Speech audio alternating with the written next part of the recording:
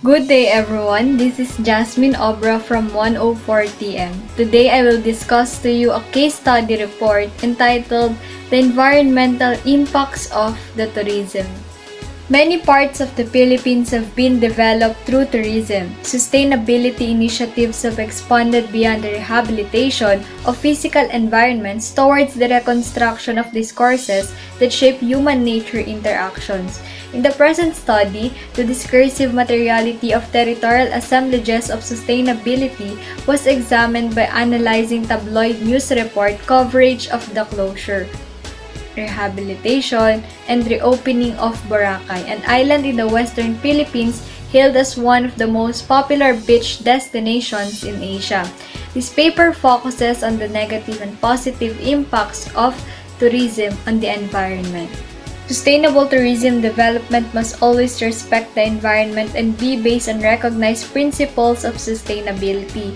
Balanced use of the resource of each place should be planned to avoid negative effects, reduce visitor satisfaction, or damage the local society, economy, and culture.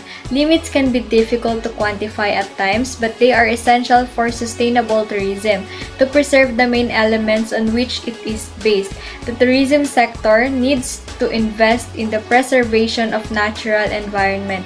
With proper planning, tourism can become a positive force for the protection of nature and the environment as well as for the economic development.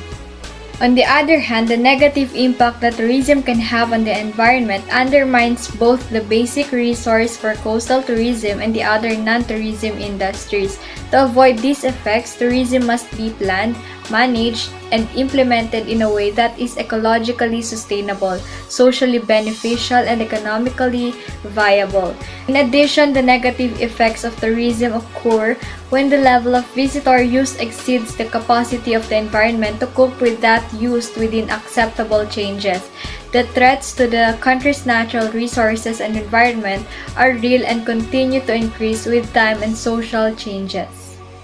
One specific current situation is about Boracay Island, which has undergone for rehabilitation 3 years ago.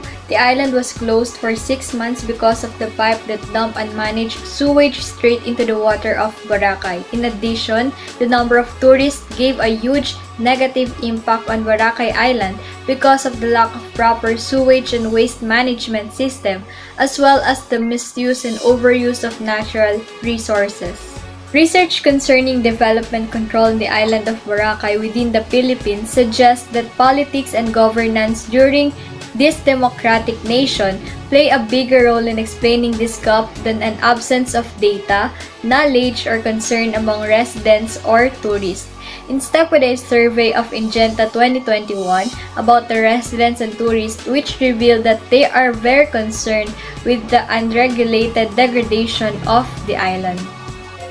It was found that the majority of business properties had no discharge permit and were presumably draining wastewater directly into the sea. As people wanted to cash in on the rising tourism boom, rules and regulations went out of the window and many locals were severely undercut by outsiders. Waste management is a massive problem and environmental regulations are poorly enforced.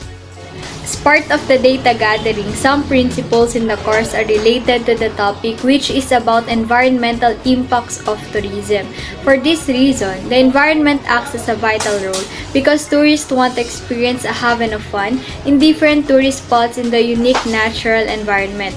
From that, when tourism sectors go beyond some projects, it seriously affects our environment, which resulted in positive and negative impacts. As it is believed, good environment attracts more tourists, which boosts the economy of the country. Based on my interview about their perspective on the 6 months rehabilitation of Boracay Island, there are negative effects of tourism in our environment as well as the positive. According to Mr. Jonathan Obra, he believes that Boracay Island is one of the major tourist destinations in the Philippines, but over-tourism made the island worsen. Furthermore, as per Mr. Jan Del Obra, the Boracay Island rehabilitation was due to over-tourism or not sustainable numbers of tourists visiting the said tourist spot. Moreover, because of over-tourism, waste management was no longer regulated because they cannot control the tourists on where the trash should be properly disposed of. With that situation, Boracay was neglected because of the main problem, which is waste management and pollution. But he also said that the island was restored in terms of the rehabilitation procedure and much has changed compared to the year 2018. By the same token, according to Mrs. Amelita Obra, if there are negative effects of tourism, there are also positive impacts. In addition to that, she says that tourists were very happy after the rehabilitation of the island, which makes it more stunning. Additionally, the island was no longer successful and the traffic congestion were addressed. Also, the vendors were more organized in their designated areas compared to the past. This research aimed to study the negative and positive impacts of tourism on our environment. The case study has identified that lack of proper waste disposal is the main problem, as well as the excessive presence of tourists. Somehow, the temporary closure of Boracay Island can be viewed as a blessing in disguise. Therefore, I concluded the management should implement rules and regulations which propose people refrain from the use of plastics and disposable materials. For these reasons, plastic materials have the potential to last forever. Instead, use recyclable materials, specifically bamboo materials. This fast-growing renewable resource can replace plastic in items like tableware and drinking straws. It is lightweight, durable, and compostable. In this case, if tourists may continue the wrongdoing, the island will become polluted again. With that, tourists who will be caught disposing of waste anywhere should be punished not only by paying money, but also complying with community service depending on his or her violation. These rules are not only for tourists, but as well as with hotels and restaurants. They are also included with proper waste disposal management as they contribute a larger number of waste to the environment.